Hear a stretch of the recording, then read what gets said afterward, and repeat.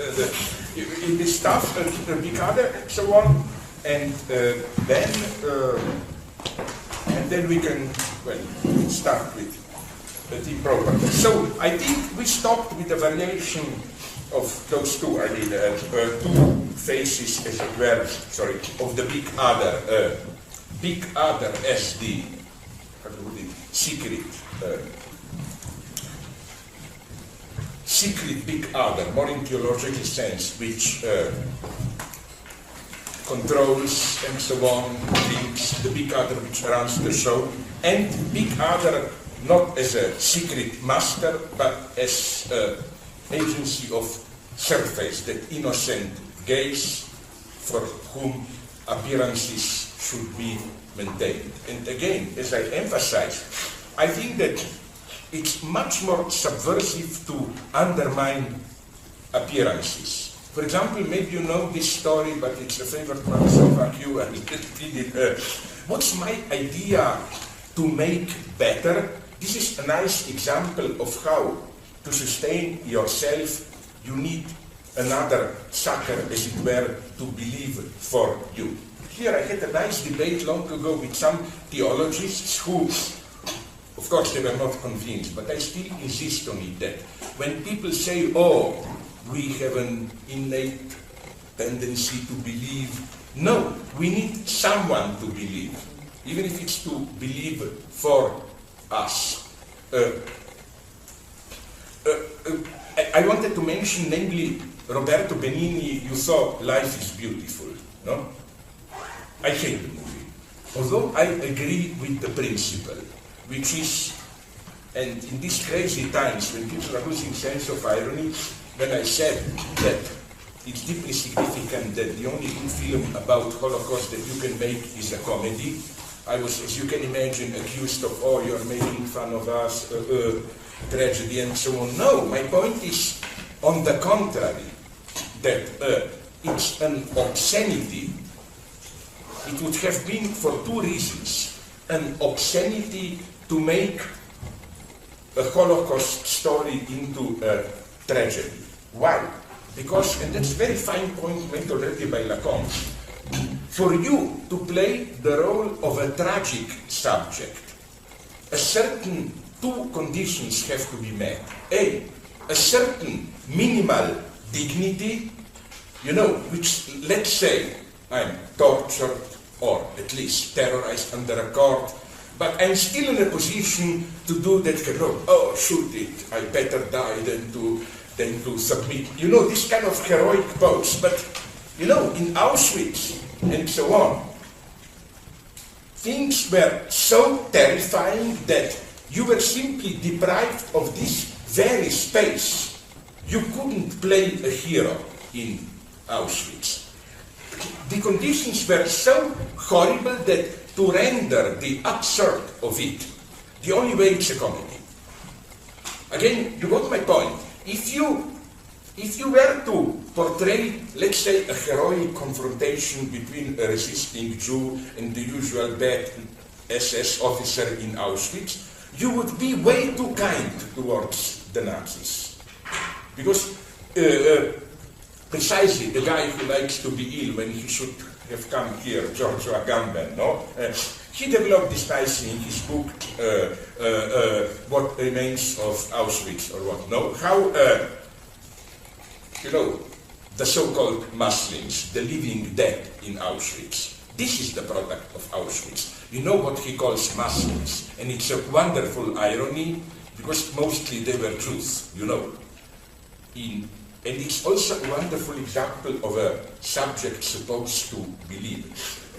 Namely, in Auschwitz and at some other camps, there were, you know who explained it to me, I'm sorry if you know the story, Agnes Heller, who was a pupil of George Lukács, the great Hungarian Marxist, who is a little bit over old-fashioned, half-forgotten today, but I know people who knew him. I mean, he died in 60s, his big era was the early 20s. But he was this kind of a wonderful person, at the same time a radical leftist communist, but as to his subjective attitude, this, you know, the middle European intellectual at his best. And he was personally absolutely honest and so on. For example, although he was at some point almost officially party philosopher, in 56, you know, when there was the dissident anti-communist rebellion in Prague, he joined Imre Nagy, the government. He was there even a minister for culture. And he risked his life because later he was, of course, like all others, arrested by Soviet police. And this is the first wonderful story. I knew a biographer of him from Hungary who met him and knew him very well, and he told that when Russian KGB agents come, when rebellion was squashed in Budapest, to arrest him, isn't this a wonderful naive gesture? They asked him, please give us any weapons that you have. You know what he did? He took his pen, that's the only weapon I have. I mean, it's so naively, beautifully European, you know. And he was so honest. I heard this myth that when, then later, they didn't shoot him when they made a trial against Imre Nagy and other leading rebels or whatever, because they of course, Soviet Union secret police was listening, taping their phone conversations. And they learned from them that Lukács was the leftist line within dissident government, that he often argued, let's not abandon socialism, we just want a more open socialism, let's not drop out of Warsaw and so on. So they told him, listen, this is not Stalinism, Russians. We don't want you to lie. We knew from our transcriptions of your phones what your position was there. We just want you to say that, you know, the truth.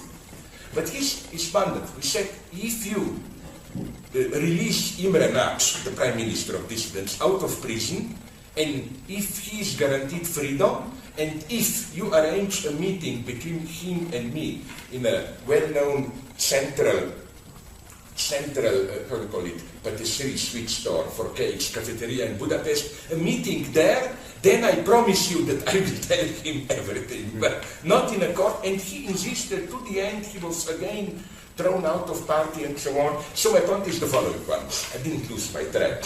But yes, nonetheless, something interesting that you should learn. He was this typical old-style Marxist aesthetic for whom literature was the only, this is so tragic, real thing. Like, you know, he has absolutely no sense.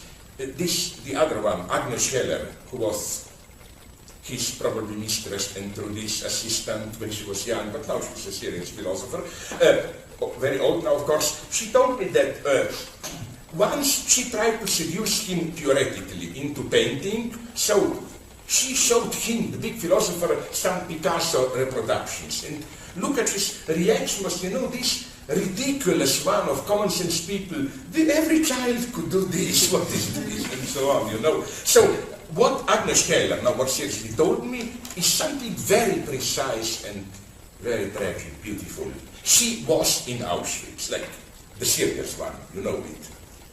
I saw, she was even discreet. No, she didn't boast it, like, oh, see my numbers there, tattooed, but she was there. And she told me something beautiful. Again, there were two types and some acts of people in a really rough concentration camp, which was Auschwitz. You should make a crucial distinction between Auschwitz and Arbeitslager, work camps, like Dachau. In Dachau, you had a chance to survive, more or less, you know. Auschwitz and so on were killing camps. She told me two types. One were survivalists. You just did everything to survive. And even here, that beautiful detail, there were unwritten rules. Like, let's say, sorry, don't take it personally, me and you are there. I go to the toilet and I'm stupid enough to leave that piece of bread of mine there on the table. You are allowed to, I'm stupid, I was stupid, you are, but for example, if I'm eating it, you are not allowed to beat me, and you know what I mean. Like, but nonetheless, with all these minimal rules, there were again, limits. Rules, it was a cruel survivalist regime. But, and then there were Muslims, the living dead. You know why? Because of European racism. The usual idea, standard at that time of Muslims was that these are people totally resigned to their fate, who just pray and do like that. And when you break down in camp and you just not even want to survive, just vegetate, you behave like that. So the nickname Musulmaner, Muslims, was in use for them. They were the living dead, in the sense of, as long as they were still alive, but without this minimal will even to survive. They just didn't care, you know. And Agamben is right. I checked with some other documentaries who told me that, for example, when American TV, no, sorry, it was not a TV, movie journalists, you remember, entered some of the camps from the West also and went and so on, and you get, that's easy, you get all those heaps, thousands of corpses, no? But they were too horrified to shoot Muslims. There are just a couple of movie shots of Muslims, this living dead, mostly in the background, like you have to look. It was too traumatic to put the camera on them. So, but now comes the crucial point, she told me, that in every unit, barrack, there was a myth. First, she thought it's specific to her unit, but then she told me that she learned, because when you are out on work, little working, you of course talk a little bit with others, that it was practically in all units. There was a myth that, not in your barrack, but usually in some nearby house barrack, there is someone who retained his full human dignity, who is not yet a Muslim. Sorry, not even a survivalist, you know, the guy who is still helping others and so on, like, who didn't, but she told me then the truly tragic thing, that as a rule then something crazy happened. On some work detail or whatever out, it happened sooner or later that you met that guy from the nearby barrack. And of course, what happened then is that you usually established that it was a myth, that they are exactly the same shit, survivalists and so on. And, now comes the crucial thing, at that point, people broke down and became Muslims. So the tragic beauty of this is that even to be a survivalist, a brutal egotist survivalist, you still need a belief that out there is someone who is more than you. You know, when you lose that point of reference, you break down completely. And I think this is deeply true even psychologically. I don't believe that a totally cynical egotist position is even possible. I claim, even if you look at the filthiest gangster torturers, you will always find some myth. You know, like, oh, I'm really doing it for my kid, for my family, I love this, that. Everyone has a warm heart, you know, which is why I think it's bullshit. It doesn't matter. It's no excuse, as it were, you know. And again, this is a nice example of transposed belief. How it doesn't matter if you believe. What matters for you to retain your sanity is that there should be another about whom you believe that he still. We all need a naive other. And today I found this, now, quarter of an hour ago when I was checking the email about some book, which is even no one, I read about it, how we are all superstitious, and it should be an interesting book. It refers to all these daily practices that even if we are cynics, you know, we believe from these most ordinary cases, like for example, you watch football, soccer, whatever, at home, and you shout there, you know, this is a nice example of magical, everyday magical thinking. You do gestures which, in practice, demonstrate that you secretly believe that in this way you can influence the outcome. although you are alone at home, but you do it, and so on and so on. And here, that would be my idea of historicity, different figures of the big other. Here, maybe Americans have a problem. I will not go too much into it. I noticed something which, as far as I know, is specific to the United States. Correct me if I'm wrong, maybe I'm wrong. But usually I check it. I often find myself in hotels with more than 13, 14 floors. Then you know what I'm talking about. In American hotels, always, they skip the 13th floor. No, it's 12 and 14. But I always ask myself a strange question. Whom are they cheating? But doesn't God know, if we say, if there is an evil, bad luck, there must be some spiritual agency, God or evil demon who does it. But that agency which condemned the third, no? But doesn't he know that 14 is really 13? Like, whom are you cheating, you know? This is basically very enigmatic for me, you know. As I quoted, I think, no, is it in this book? Yes, the last big fat one.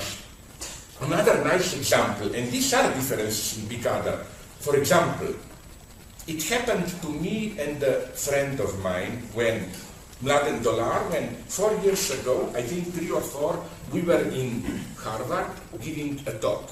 And then I hate these rituals. After the talk, we were invited out to dinner, and with some 10 academics who were, we didn't know very well each other, so the guy who organized it said, okay, now, the same boring, I'm still sorry for it, ritual as me yesterday, with you, let's all present ourselves to each other, but in much nastier way. He said, can each of us just briefly state your profession?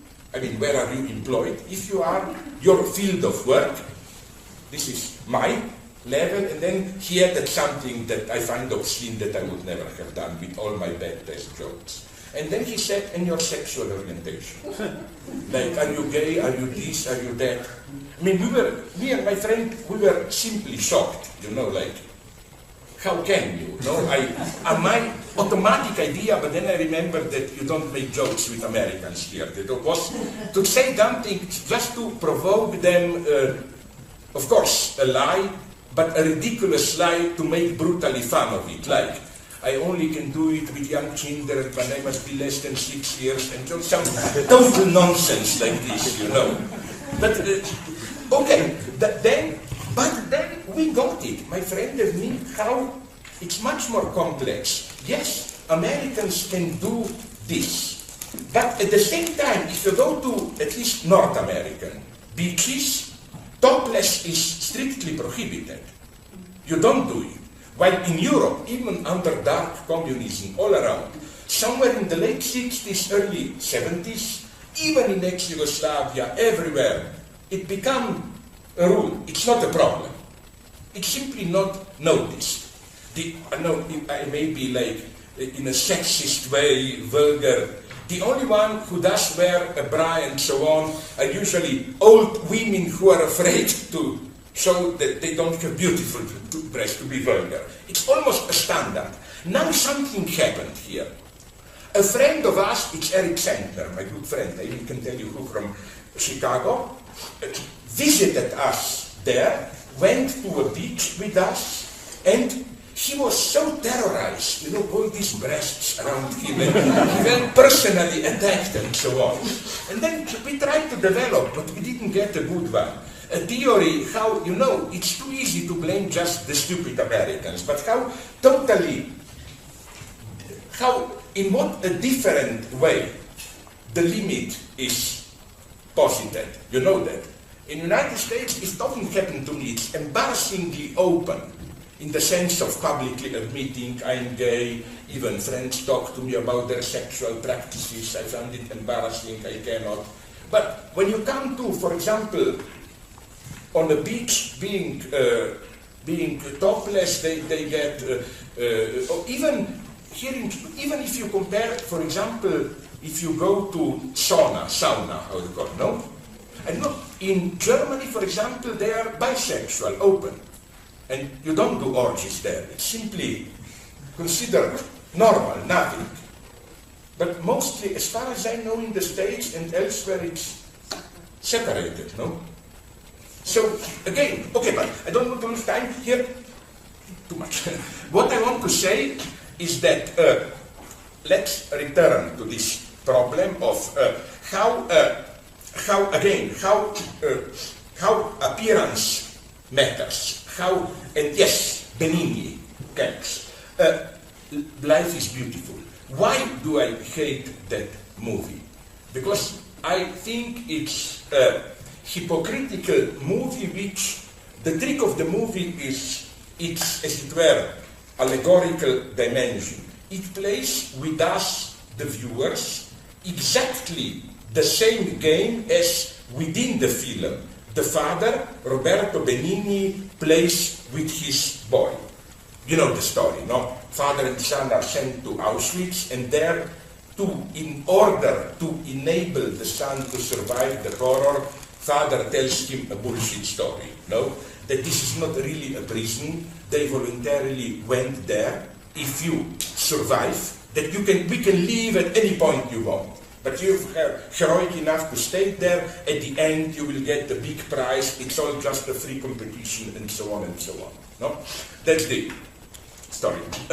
And what I claim is that the way Auschwitz is presented to us viewers in the film, with all the jokes, funny side, it's basically the same game. It presents us a nice story to be able to endure Auschwitz. But my point is this one. Would you agree or not that the way to make a much better film, even a much more, well, if I use in more neutral way now the term tragic or terrifying, just, you know the film, you know what happens at the end. That's why I hate the movie. At the end you are not supposed to laugh. At the end you cry. You remember when father is shot, and then in a voice over the last scene, son at home, he says, only now I can see my father's sacrifice, blah, blah, blah, blah. This is, I think, where the movie goes wrong. An authentic, desperate movie. Something should have happened, something, nothing obscene in my style, not a big rain, but something very elementary. What if, and it would be even very realistic, what if, just before the father is shot, the son were to the father, who heroically sacrifices himself for the son, the father were to discover that the son knew it all the time, the reality, that Auschwitz is not a set for a big game, Hunger Game or whatever we would call it today, but just a death camp, but just that his son was also caring and loving like his father, and just pretended to be naive to make it easier for his father, no? Admitted that this would make all situation much more authentically tragic. I don't know how to say it, no? And that's why I hate the movie. That's why I think it's false. And I have general problem with Roberto Benigni. I like him in his early movies, where he is simply evil, bad taste jokes like, did you see that, was it Jim Jarmusch or what, Night on Earth? Yes. That taxi driver in Rome, that's my guy. Semi-racist taxi. Sorry? Semi-racist taxi driver. Yeah, but you cannot be a racist, and I mean, you cannot be a non-racist and my friend. Exactly. So, what I want to say is that, but then what I really hate is how, then at a certain point, precisely with La Vita è Bella, Benigni, I claim, experienced a need to show, but I'm not just that, it's just a game, all that. I'm really a good, warm, caring guy like you. That's the end, I claim. This is why he went, his lowest point was then Pinocchio, which is the ultimate, but not only it totally failed, but even politically it was a scandal. You know why? When the movie was made to get an Oscar, it didn't work, so Benigni made a compromise and went to visit Berlusconi and got Berlusconi's help. Berlusconi ordered his newspapers to write positive reviews, the movie to be shown in cinema theaters, movie theaters owned by Berlusconi to get it a boost, and so on and so on. So, you know which movie is for me much better if you saw it? A concentration camp comedy. Because it is also this brutal humor. And you also have a point at the end where you no longer laugh.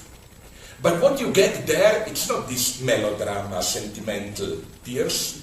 You get total despair. Did you see, was it Liliana Cavani or Lina Vertmul, I was confused with Giancarlo Giannini, Pasqualino e Sette Bellezze?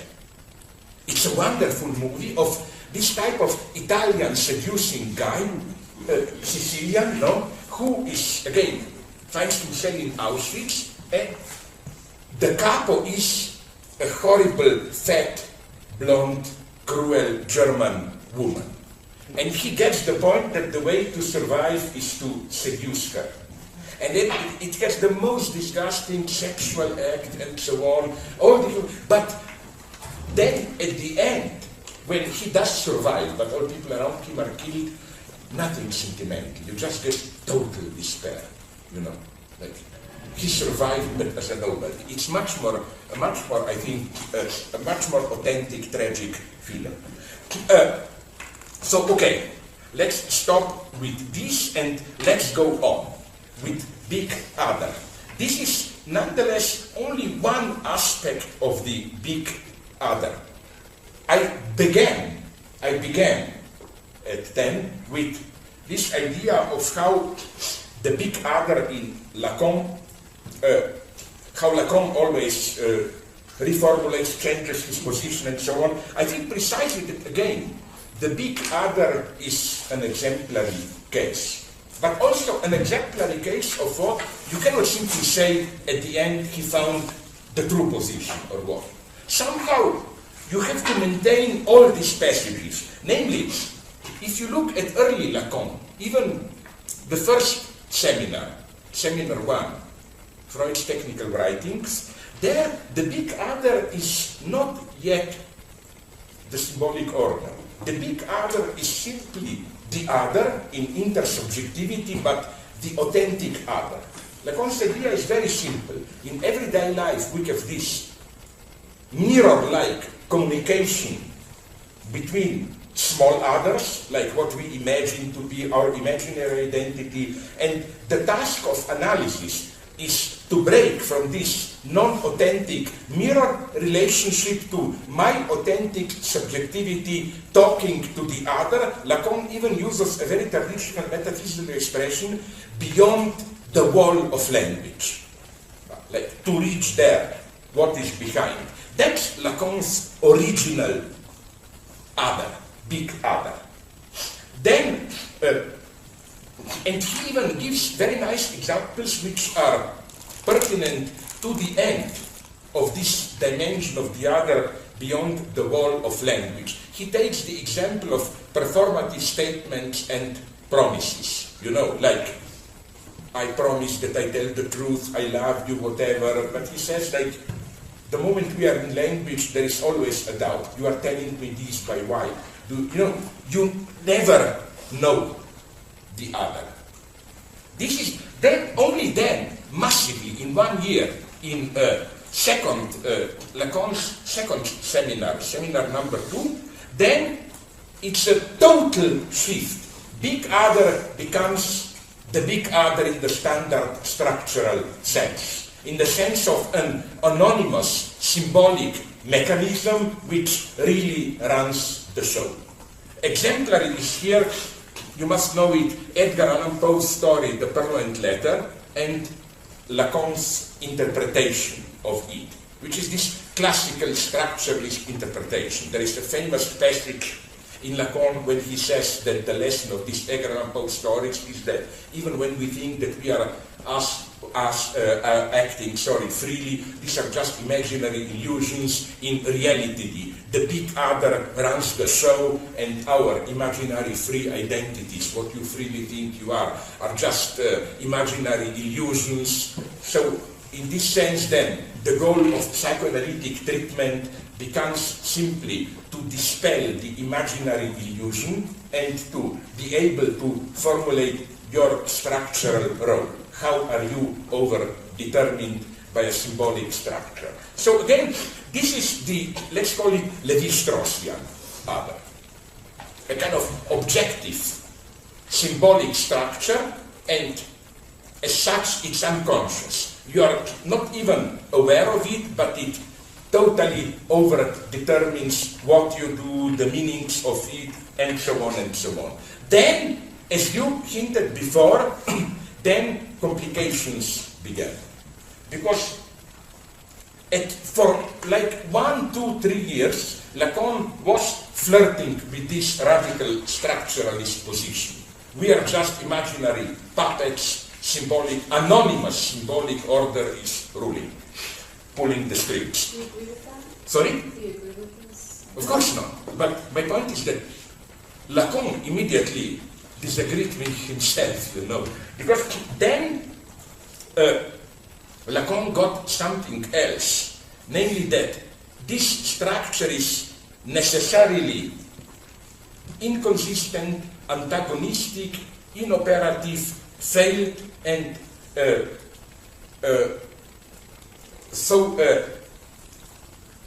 or even has a status of semblance, of an illusion, structurally, and everything changes with this. How can we see this? For example, you know, Lacan, one of his big phrases is, there is no other of the other. He simply means that the big other isn't, as it were, reflexively caught in itself to guarantee its consistency, its inconsistent, open, symbolic order doesn't have a master or a consistency which controls it. Now again, you should ask yourself the usual question, which is, but who is the idiot who claims that there is the other, an other of the other?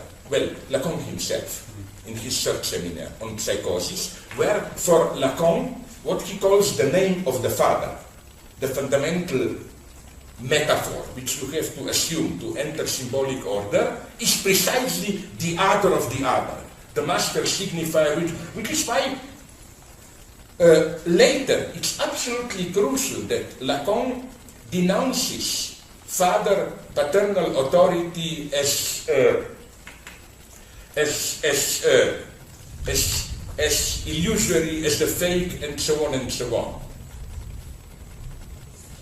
So what I want to say is that, and yes, with this, when objective symbolic structure becomes inconsistent, at that point, the other from the beginning re-emerges, but in a way the other which is this, the otherness of the abyss of subjectivity, but in a much more radical way, even in theological terms, as the neighbor. And as Lacan knows very well, the neighbor in Judeo-Christian tradition, and this is what for Lacan makes it great, the neighbor is not the fellow out there who is like me. No, the neighbor is precisely the terrifying other, the abyss. I never, you know, the neighbor is the other about whom I never know what he really wants, who remains out there. For example, this is why in a beautiful rereading of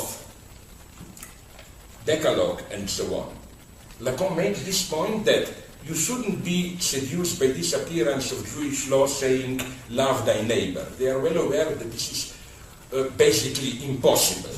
You know, it's an impossible commandment that basically, he goes very nicely in this Lacan, how all the commandments are basically commandments destined to keep the neighbor at a proper distance. You know, like, it's a murderous moment when the neighbor comes too close to you.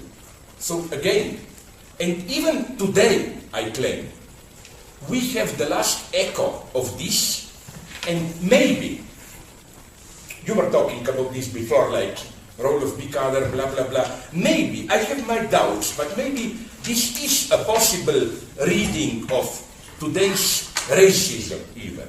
Because it's true that the, let's call it, performative, symbolic power of social rules, prohibitions is in decline.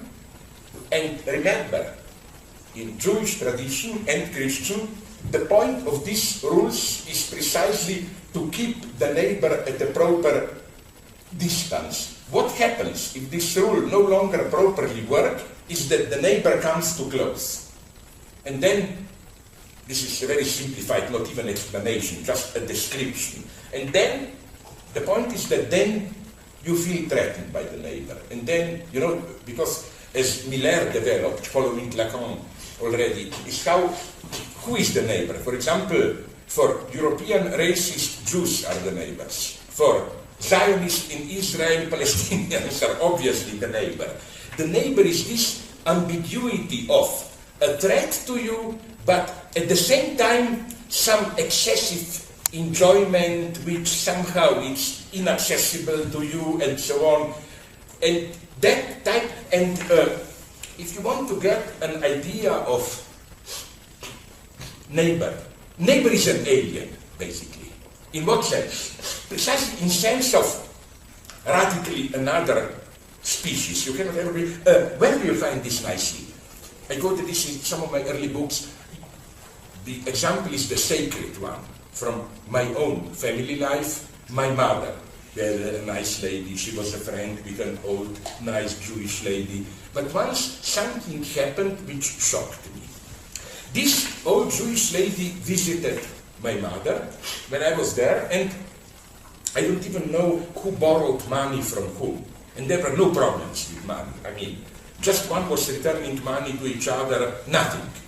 But then this Jewish lady left, and my mother told me, I love this old lady. But nonetheless, did you notice with what strange intensity she was counting the money? You know, all the anti-Semitism was here, you know, like, Jews, my God, it was too much intensity there, whatever, no? And my theory is that this is how our everyday racism today often functions, you know. We are officially all liberals, but there is usually a but. Like, I've often spoke with my friends in Paris who told me, we love Algerians and Arabs. But just the music is, then comes just. They smell bad, one version is they smell bad, they don't wash themselves enough, their music is too loud. This is also a standard in the United States, you know. I love blacks, but the boom boxes, you know, and the music they play. Another one is their food doesn't smell nice, you know. There is this tiny feature which kind of you experience as intruding. And I claim that the logic here is exactly the same as that in I Love Them. Do you know those horror movies? The Model, one of them, the best known, is Invasion of the Body Snatchers, where, you know, strangers are among us, and that's always the catch. They look and act like us, but there is then always a tiny feature which allows you to recognize them.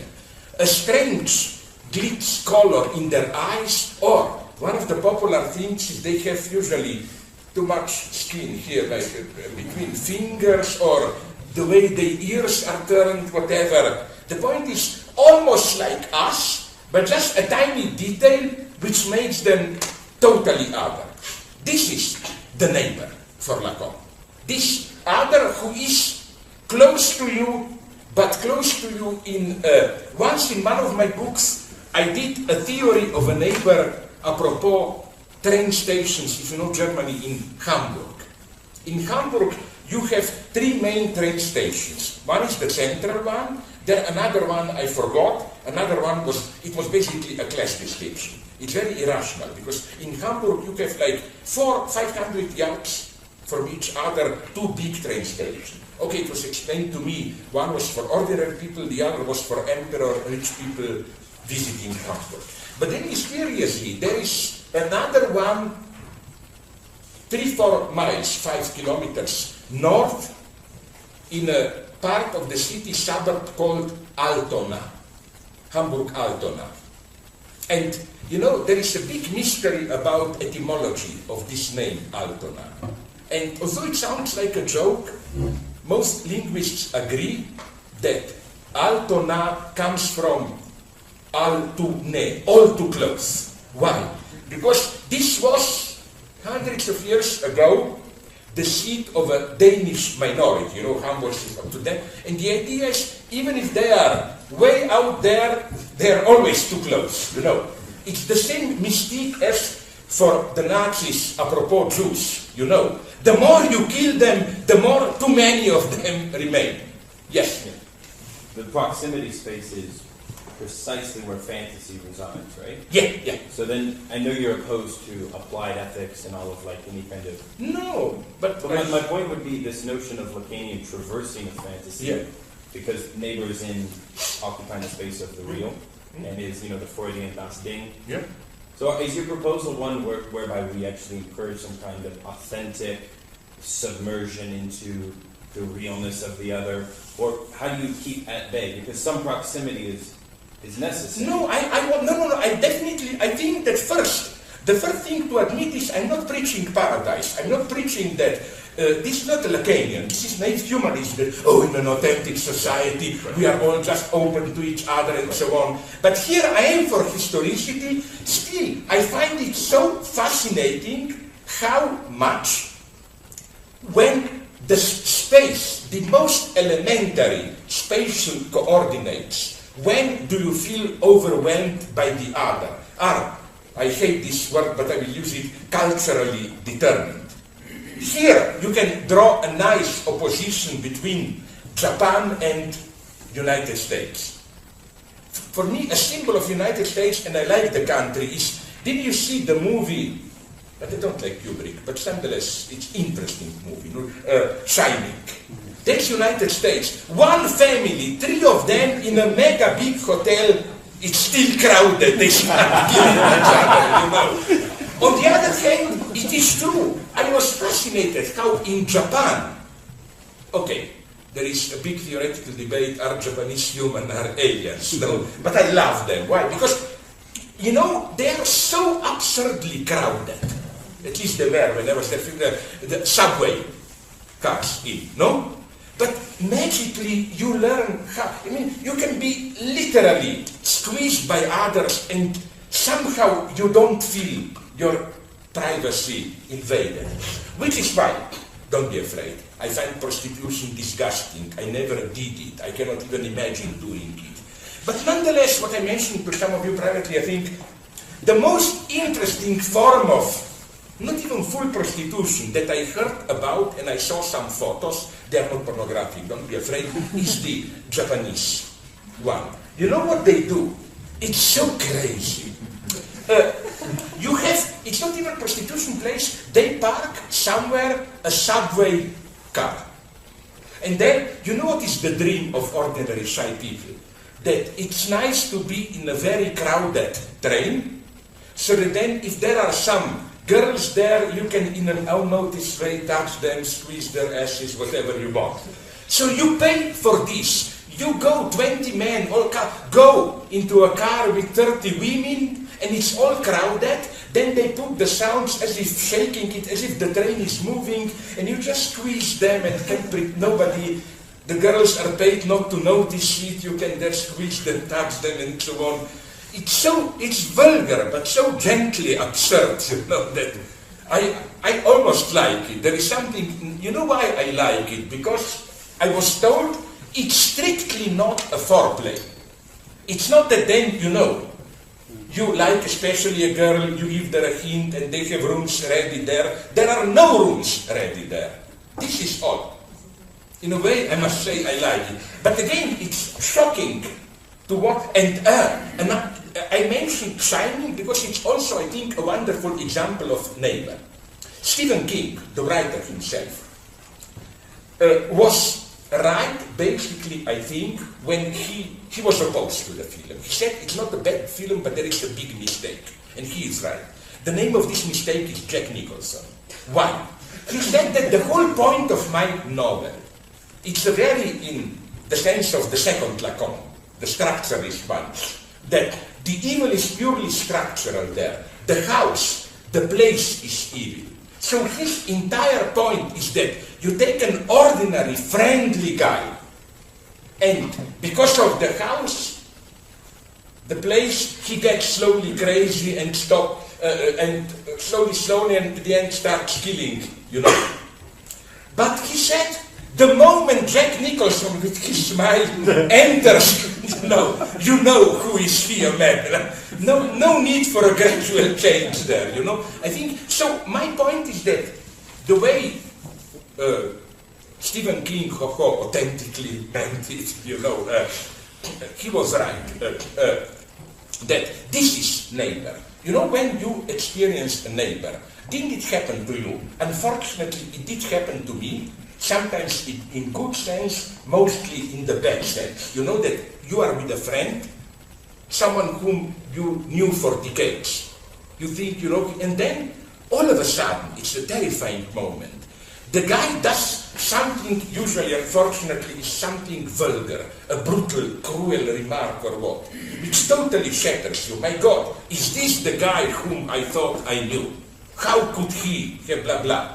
At that point, the other becomes the neighbor. That's the neighbor. And no, Lacan is... Sorry, yes, please. So this is, I mean, like you talk about it in the essay on Love Thy Neighbor. Yeah. And lots of places. And I'm always struck by... This was a criticism, gentle, between the lines, being changed I'm always struck by the way that these eruptions of the real in the neighbor, they're always really... there's always a sort of a slippage between their being horrifying as eruptions of the real, and they're being horrifying as things that keep getting encoded as horrifying. So... Could you be more precise here? I don't want to miss the point. Yeah. So the ugliness of the real, when it erupts, there's a slippage between its ugliness and its structural character as real erupting. Yeah, but don't you think that this ugliness is always partially structural? Right, and there... Can I give you a proof? Sorry. Can I give you a proof? And then I will give you back the word. I'm sorry. An elementary proof which I also use many times, but it's so vulgar that I like it. The empirical proof, how we are not talking about horror, but more about simple disgust. Look, I warn you, it is disgusting, but very innocent. Imagine you all the time swallow your saliva. No problem. Okay, do something. Take an empty glass and spit a lot of your saliva into it. The moment it's out, it becomes disgusting. A proof. Try to drink it again. I cannot. It's totally. But you see how it's purely structural. Rational, you know, my God, seconds ago it was in my mouth, I didn't have any problems. But the moment it's out, you know. So I think this is pretty radical. Even some theorists developed disgust strictly along the lines of the Freudian unheimlich, as disgust is not, oh my God, alien, so foreign. No. Disgust is always something from inside you which is externalized. You know, it's never simply outside. Radical otherness, incommensurability and so on is never disgusting. Mm-hmm. Even when we have animals, and I'm here, a scared guy, a coward, absolutely. I mean, if you want me to run away like crazy, you just show me not even a snake, a big turtle, and octopus, whatever. I would prefer probably to die than to eat a lobster or something like this. These are horrors for me. Basically, I hate life as such. That's why I sympathize with Kirsten Dunst in von Trier's Melancholy. You know, when she said, I know that the Earth is the only place in the universe where there is life, and when the Melancholia planet will hit us, it'll be... Good point, girl. So, no, but okay, go on. So, yeah, so it often feels to me that the way that you articulate that, you're sort of continuing to react against it. That is to say, so you're marking, say, the spit in the glass, and the way that you're marking it is maintaining then the order of your body as something that is troubling. Oh, I want to maintain that, and I kind of find myself, you know, repeatedly when I'm in these places where I'm fully persuaded by what you're saying structurally. I'm distressed by what feels like an enactment of the desire to maintain actually the structure that's kept that particular thing disgusting. So very well, I'm disgusted, yes. Why not then, sort of proceed in a way that's takes that moment of putting my spit in my glasses, a vent or whatever, as something that sort of induces in the situation a chance to reconfigure my notion of where my body is. And so which is obviously the other possible reaction. Is sort of this kind of Godamarian reaction to the But don't you think, yes, that maybe, I think we can play a little bit with elements and so on. It's certain that it's, again, much of this is at the level of content, again, culturally overdetermined. Like I saw recently, although I hate them, they are so patronizing, one of those, CNN or History Channel or whatever, National Geographic documentaries about what people are eating in the world. And where some things were too much for me. Like somewhere in African jungle, they have big spiders. By big, I mean big. Like not this, but like this, no? And children there, and they are horrible, with hair black and so on. And you see children grabbing them and directly biting them and eating them. So yes, you can do things here, but I claim that this is what Lacan even means by the big other is inconsistent and so on, that gap remains. The utopia is that you will simply, as it were, totally open yourself to reality.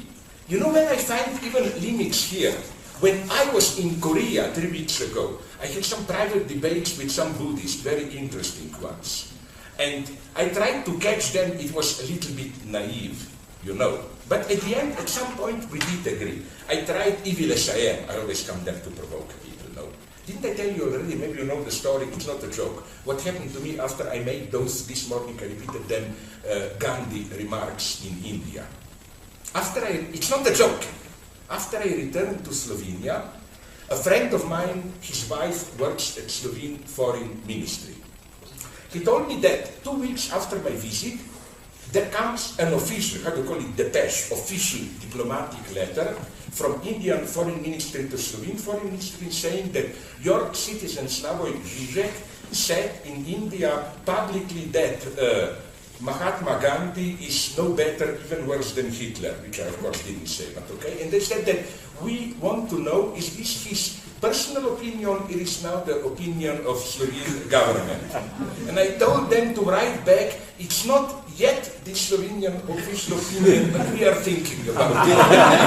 Fuck them, No, but seriously, so...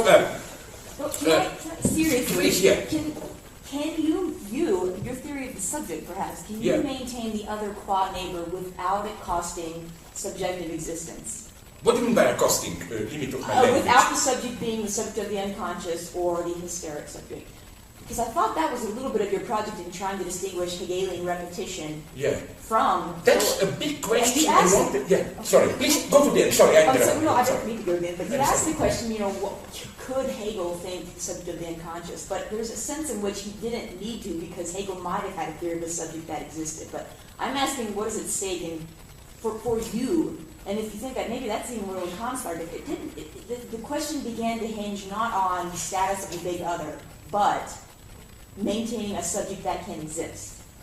What do you mean by exist? I'm not trying to play. This is absolutely crucial question. Maintain any other form of subjectivity that is not hysteria or subjective consciousness. Yeah, I see. So, but that is authentic. That is true. First, okay, I will give you a short answer, then you can counterattack.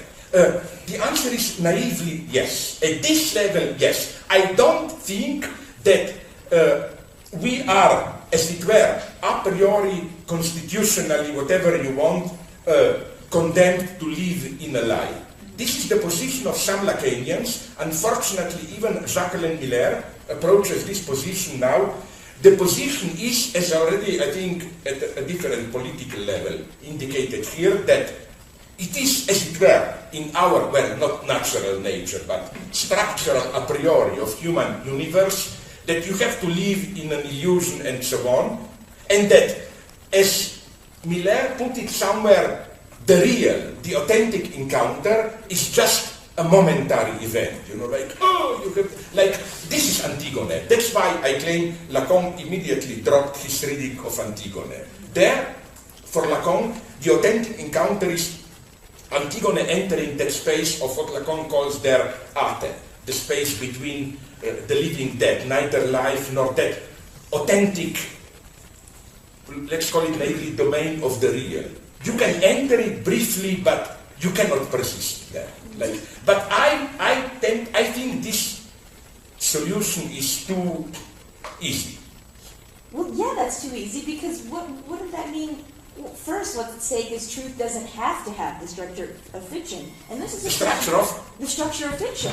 Truth Sorry, does. of? Truth. Yeah. Yeah, and that's a question that Deleuze asked in his early works. Yeah. He was always asking, difference does not have to go as far as contradiction identity. It sounds like you could. And then what would also be at stake in the subjectivity proper as I-truth and speaking, the Freudian I-truth and speaking. So there's actually a lot you can't just say yes. No, I'm not saying just yes, because you pay a mega price for this yes, I know. The price would be this one.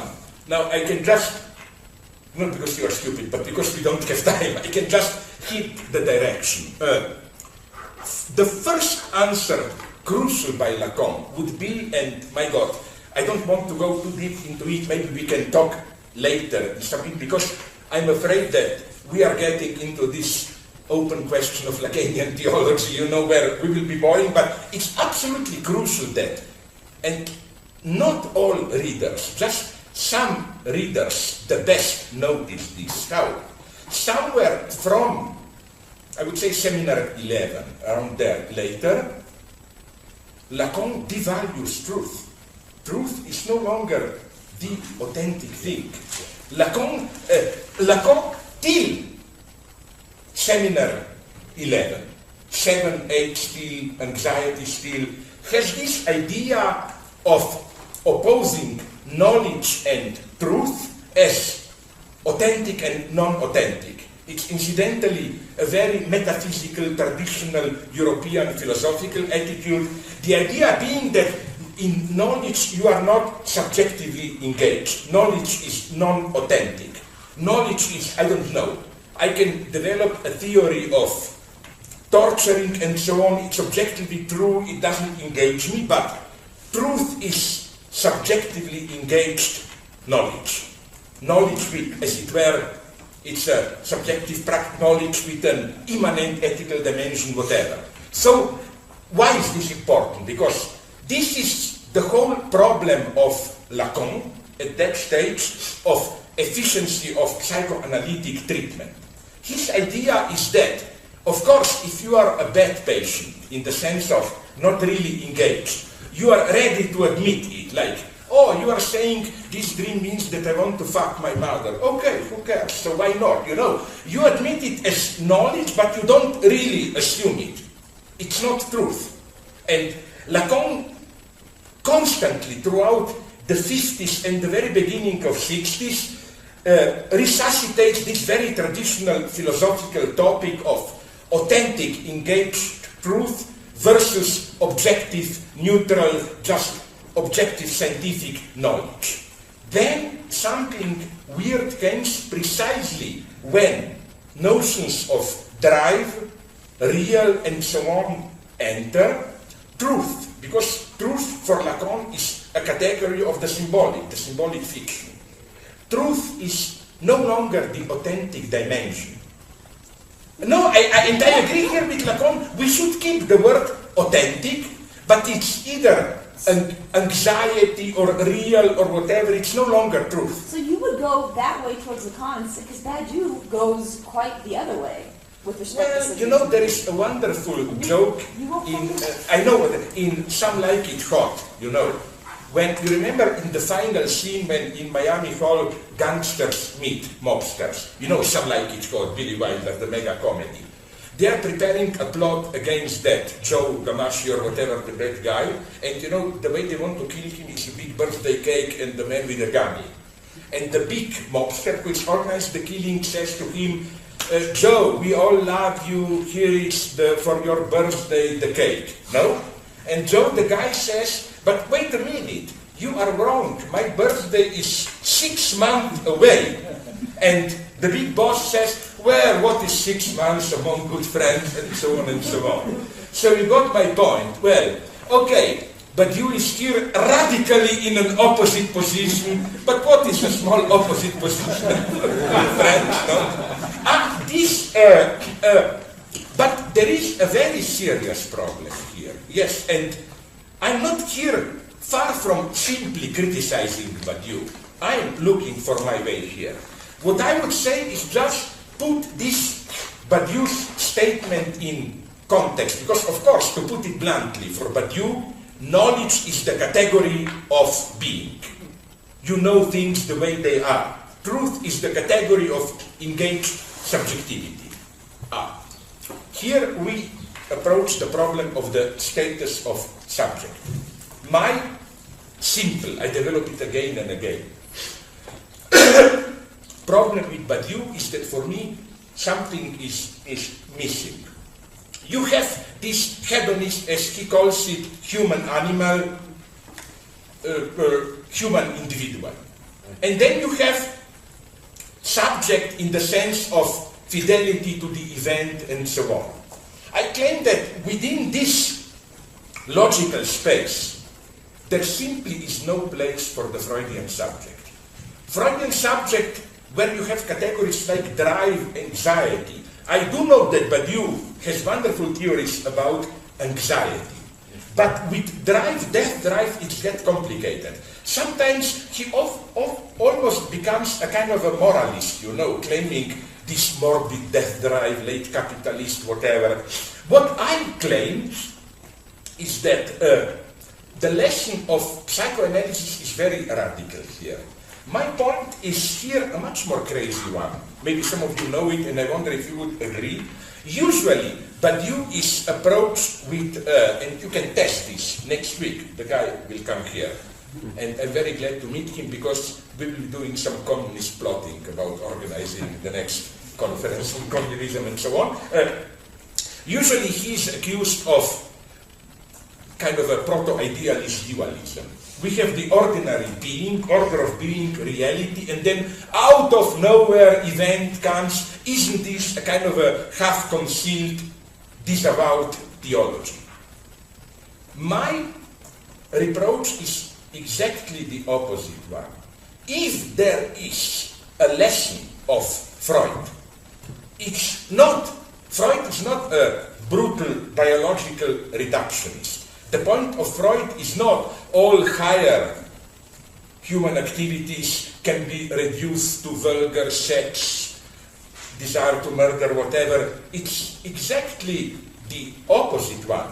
The problem I have with Badiou is not there is no event. Every event, if you look at it closely, is conditioned through the order of being.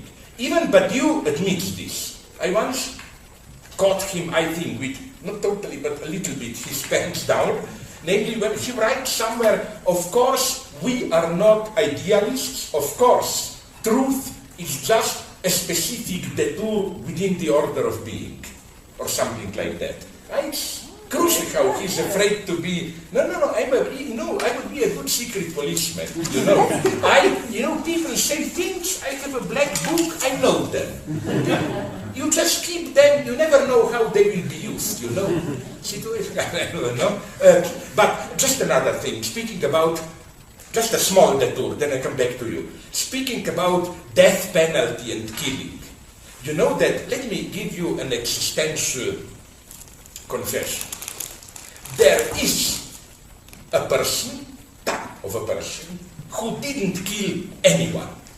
And I would be ready to kill him if it would be able to do it with impunity at any moment. And precisely when I was in Argentina, in Brazil, all the time I heard about, namely, when they had military dictatorship, and they were torturing people. Probably it's in all countries. I'm not fixed on Latin America. It's there only that I know about it. They told me that always there were doctors. And these doctors were totally clean. They didn't do any torturing, just the police called them and they made an examination of the patient and said, you can torture him in this way if you want. Do you want him to die or not? That stopped there.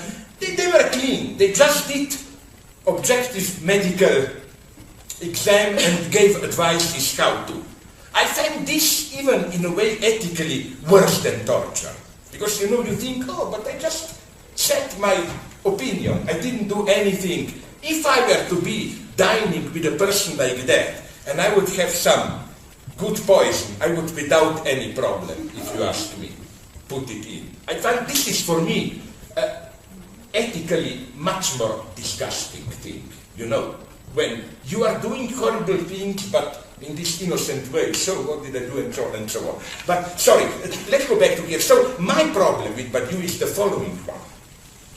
That the lesson of psychoanalysis is not, there is no event, all events can be reduced down, blah, but the opposite, there is no human animal.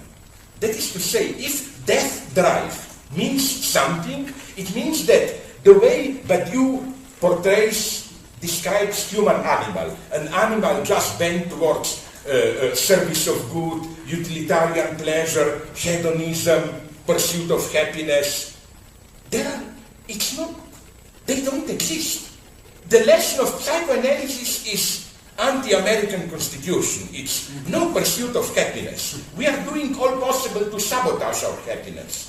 We are beyond the pleasure principle, always. So what I'm saying is that what Badiou describes as this, the bad, not even subject, individual, when he says the subject, the individual of what he calls democratic materialism, just pleasures, blah, blah, blah. I claim in a very Marxist, historicist way that such an individual is a product of a very specific late capitalist conditions. There is nothing primitive, natural about it. Or to give you another example, here I get a conflict with Badiou. I think this is why the moralistic criticism of capitalism, in the sense of, too much like, this is why Catholic Church, what is Catholic Church? That well-known organization of financial speculators and pedophiliacs, and so on, no? Okay.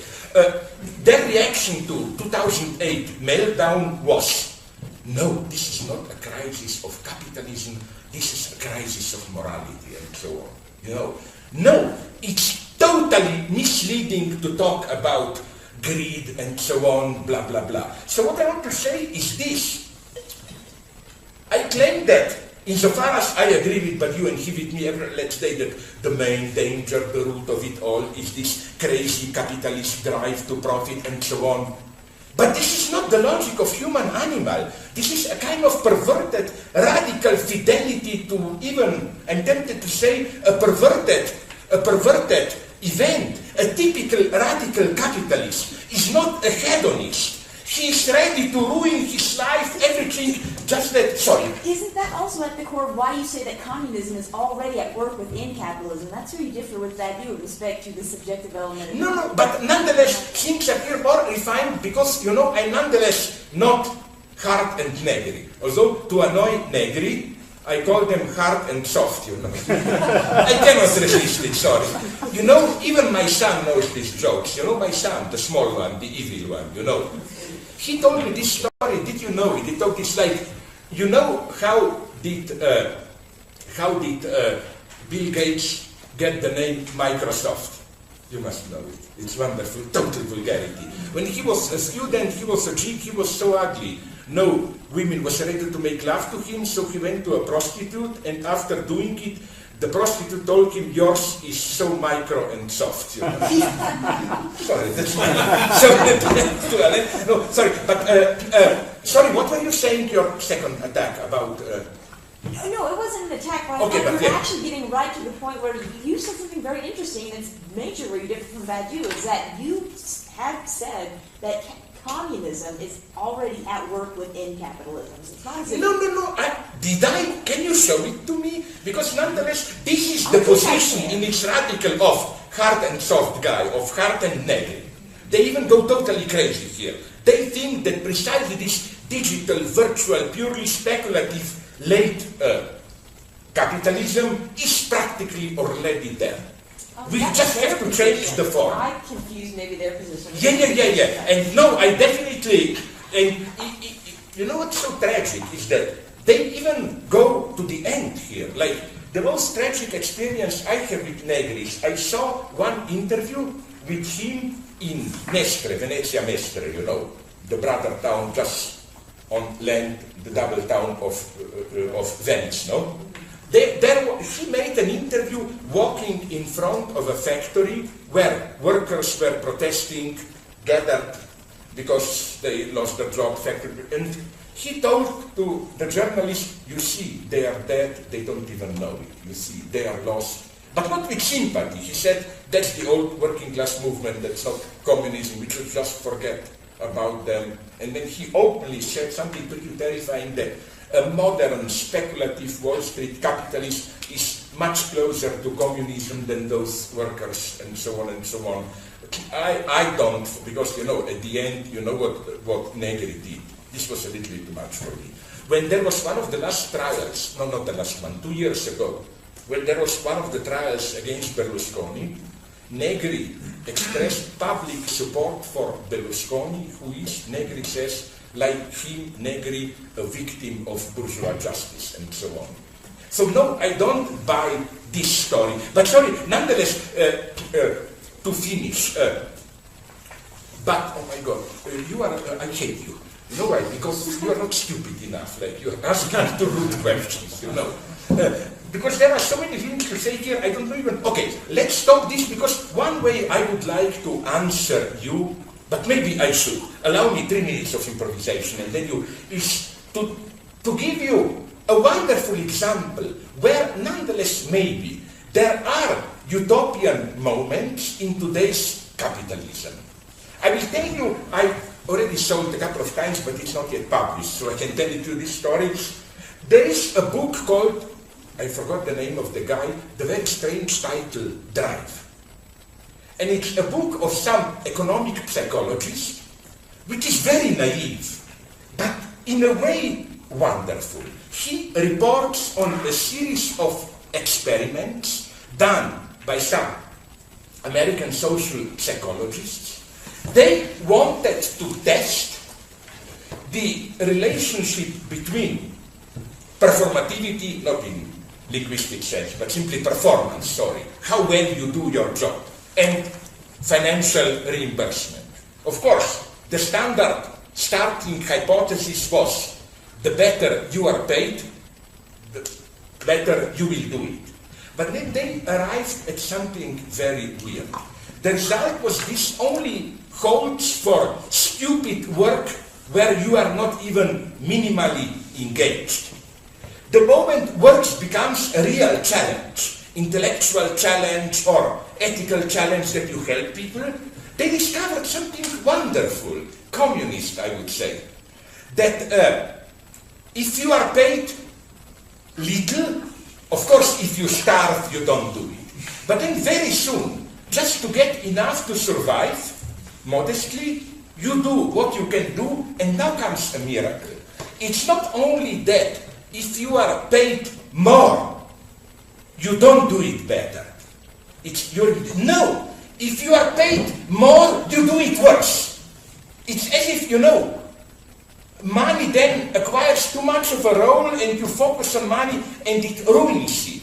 So it's a very strange result, empirically demonstrating how, with a certain work, precisely to use the standard Marxist term, the non-alienated work, money can be even counterproductive, in the sense that if you get paid too much, you will do your work worse. And now comes the beautiful, a little bit naturalizing, naive move.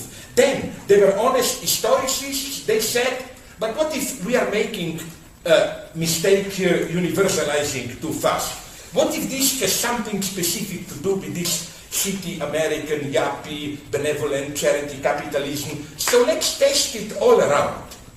They went to a very poor African country, Mali, I don't know which one. They went to some Indian poor villages and so on. And all around China, the result was always the same. And isn't this beautiful? Okay, it's nonsense to say this proves communism. But it does demonstrate at least something, that this idea that we are egotist machines, for whom it's automatic that you really just care about money, blah, blah, is simply not true. That is to say that the standard anti-communist reproach, oh, you are utopians, people just care about competition, money, it's empirically not true. Our nature is not capitalism. For intellectual work. Sorry? For intellectual work. No. They went into this. They said the point is not so much intellectual work, but it's simply subjective engagement. Like, they made the same example in some stupid in my racist way, I love them, Indian village, where there were fishers. And they paid the people to build a boat. Again, if it was just a boring serial work, okay, you pay me better, I do it better. But when it was some boat which was a sacred object, whatever, satisfied, blah, blah, blah, money became counterproductive, even if, although it was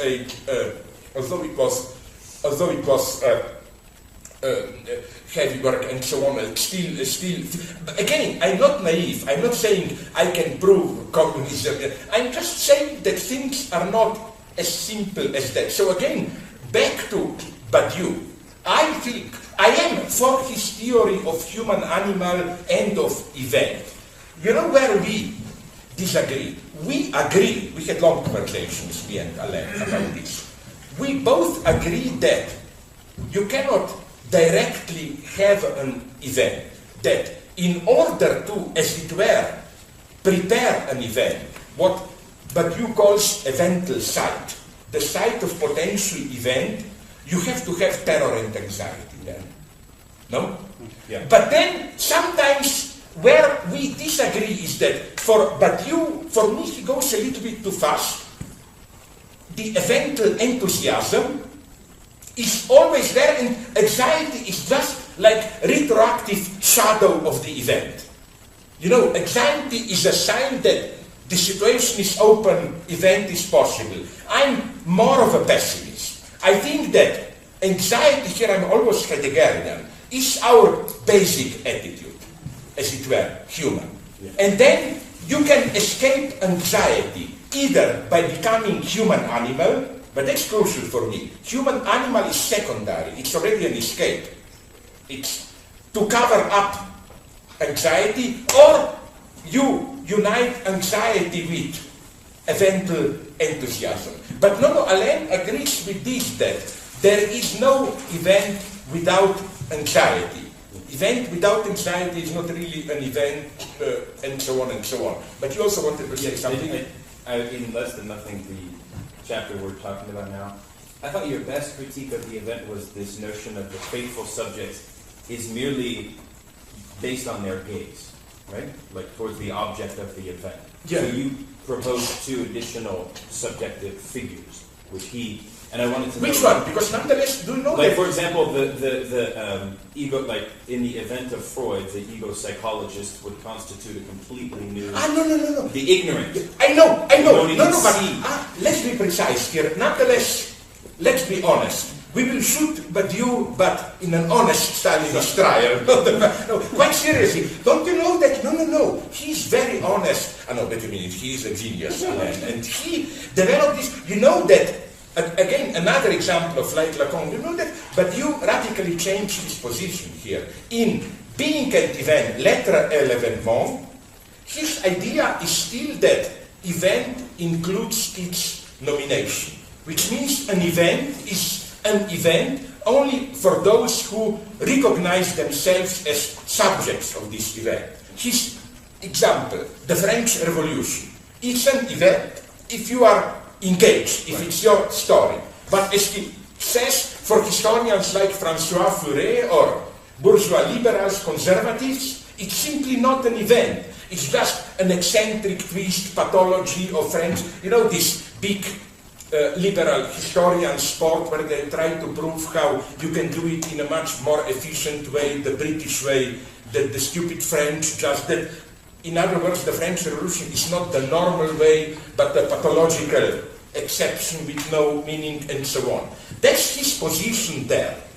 In a beautiful way, in Lettres Événements, and in the book that he's doing now, L'immanence de vérité, immanence of truth, he will develop this even further.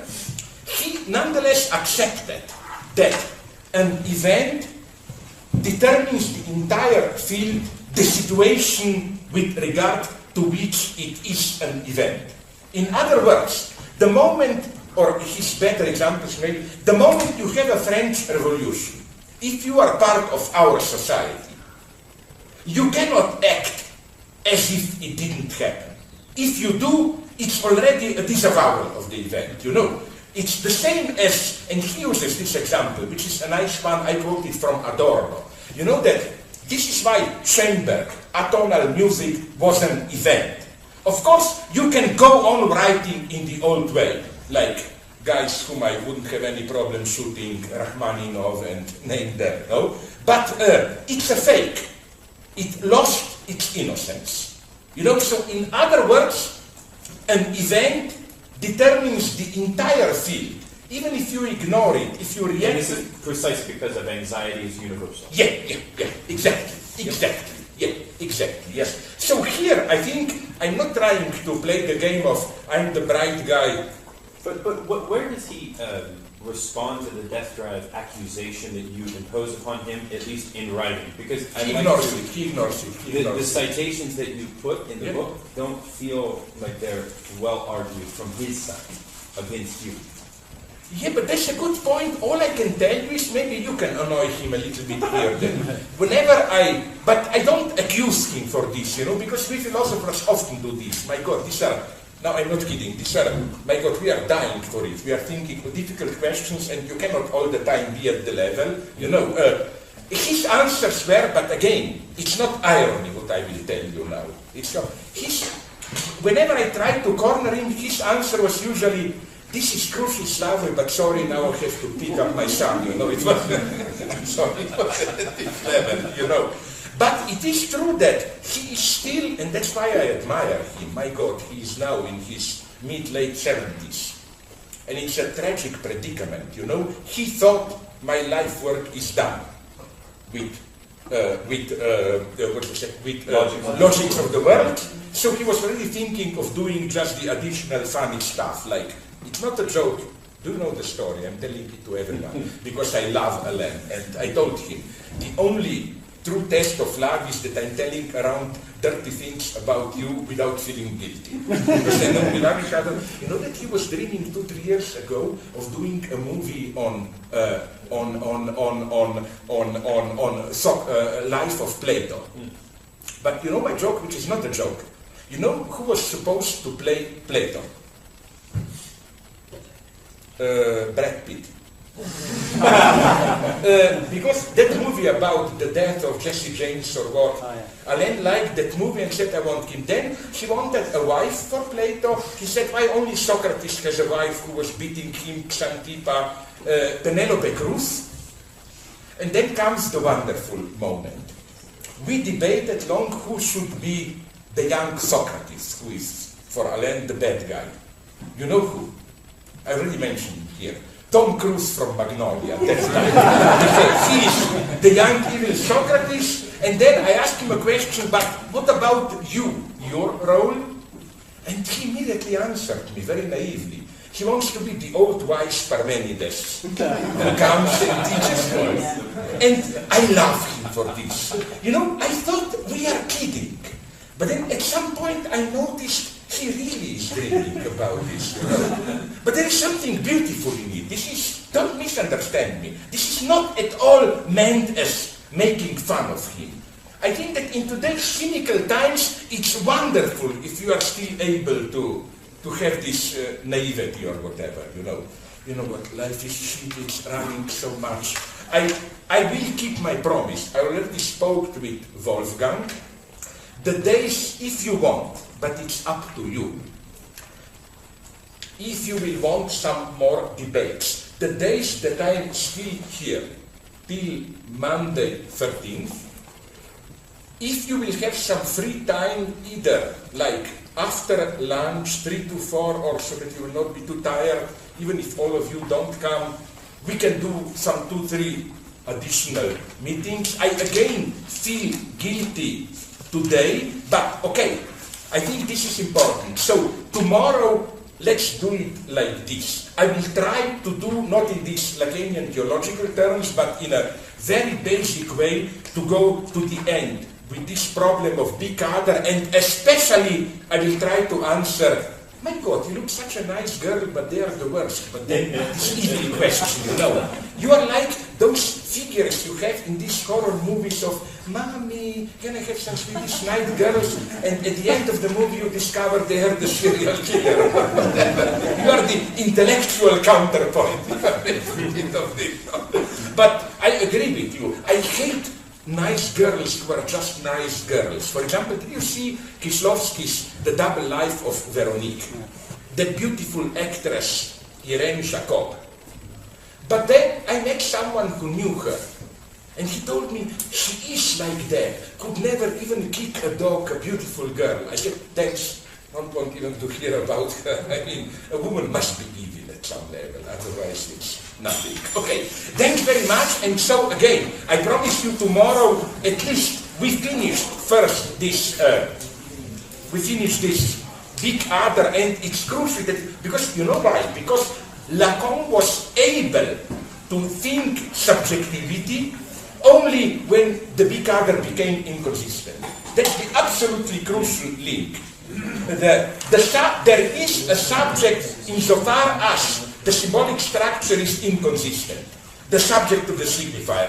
Before that, when Lacan didn't still spoke about this big other fool, subject was just imaginary illusion, and so on and so on. No, this is crucial to go into this. I will not repeat myself, don't be afraid from the book. In the book, the interesting chapter here is, if you have the big fat book, less than nothing, the chapter on Heidegger, where I go into why Lacan is not a Heideggerian. That is to say, why, knowing Heidegger very well, why Lacan kept the term subject. Why, he didn't follow Heidegger in denouncing subject as modern subjectivity, nihilism, and so on. Why did Lacan keep? And not only did he keep it, he went even to the end. This is so wonderful that in his maybe crucial seminar, I think it's Logique du Fantasme, maybe I'm wrong, he even at the end fully rehabilitated the Cartesian subject as the subject of psychoanalysis. None of this bullshit Cartesian subject is rational, but subject of the unconscious is some Lebensphilosophy, philosophy of life. No. Cartesian cogito is the subject of psychoanalysis for late Lacan. I think this is absolutely crucial. But again, we can debate, you know what's the big difference between Lacan and Badiou here? That for Alain, subjectivity is rare. Happens here and there, and for him, the mistake of me, Lacan, not in that order. From down to up, me, Lacan, Descartes, is to universalize the subject.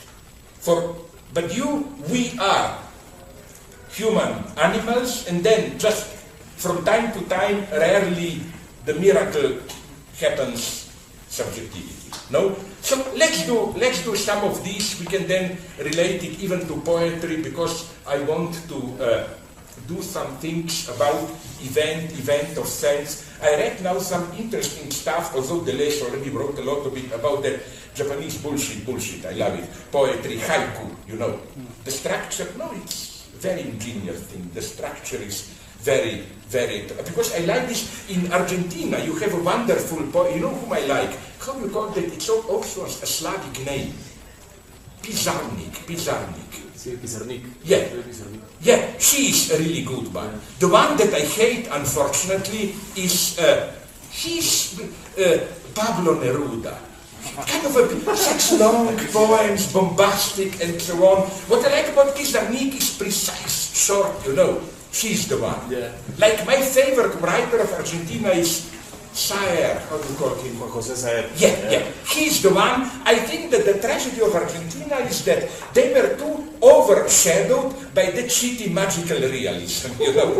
That's a big tragedy. It occupied all the field, no, of Latino America. All now admire all that Gabriel Garcia Marquez stuff. No, I think it's a little bit like in Sweden, where Bergman is great, but it's a catastrophe at the same time, you know. Bergman singularly almost ruined Swedish cinema, I think. How can you compete with, no?